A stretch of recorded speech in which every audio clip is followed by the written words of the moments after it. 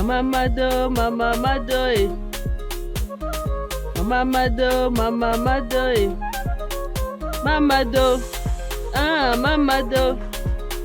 Mama Do, Mama Do, Mama Do, Mama Do. Bandeko nanga bandeko courant ekei kaka ero vraiment ero nga nazolamba biloko na ngai elingi ebela natikala ata na eloko moko te ni ata ekanga na bisumba ata makala bandeko bana nga bakolia retard o mboka ndenge nini oyo SNEL o moko mosusu vraiment toyebi te il faut tokita kuna ata quartier moko toyena kodeklare nao na SNEL mpo vraiment mo tolembi courant kokende kozonga tolembi boye te o mboka ndenge nini boye. Shadow mwana ngai nayebi kosala nzalo za ya kolemba yilanga na torche natala na biloko na bandaki kolamba akura eke na molili mwa ete yaka natala nanu biloko oyo. Mama torche epela nango bien te bapile esili moto olingana mpo osomba bapile sika te pe place ngai avandi ya molili makasi nayeba na ata libanda kura yango mpe kokende na kokende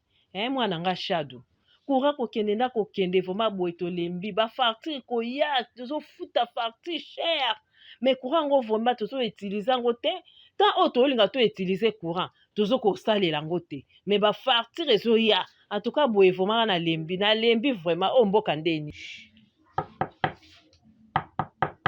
wana nde nanga azobenga nga kuna na bamolili na ngai oyo nazoka na bakanda na ngai yawa. Mama doye sunganga na depil na pelisa torche ndako molili moye nakota na ndako na bana eza te ngana peso bapile yango nazwi wapi ase ngai awa yo moni ya butika ya bapile eza mpe izini ngai moko naza molili na bana awa tala nde tovandi awa molili kutu Shadow kutu nazomona ete tozomona na kutu te na bilongi mpo molili eleki makasi nyonso yo asenga nga pile ata yo moko mama o problème te yo moko ozomona ata lumière moko te na ndako ya ngai molili makasi pile yango nazwi wapi ngai izini to ndenge nini mama ata yo moko oyo eza komeka nga to ndenge nini te boye nga nasepeli te. Mama nga nayoka nzala tolia te biloko yango depe kumela na moto depuis 16 ans nzwa yango ezalaki na moto ti sikoyo ebela nango te nga nalia te tika makele yo Shadow kanga munoko biloko nini ozozela yo omoni te nde courant ekeya biloko kutu yango wana evandi naza ta na 1 te mpo nasoma makala yo lia tala mwana oyo basundola oyo nyama tata no aza wapi atinda combien awa zoba mwana nakoza ata nzunga biloko wana nasopela ngo na nzoto na kando nazoyoka keba na yo. Mama Mado, Mama Mado, Mama Mado, Mama Mado, Mama Mado, Mama Mado,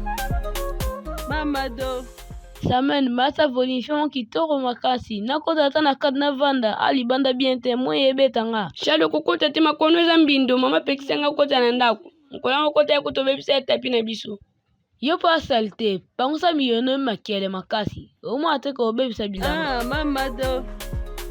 Mado naomona neno Shadow te banda ntongo mpenza ti ero mpenza 15 euro naomona ye te me omona ngo akena wapi yango mwana oyo Shadow ake wapi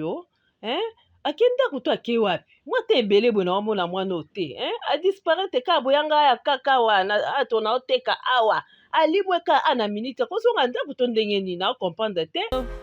Mama Mado bebe omoni Shadow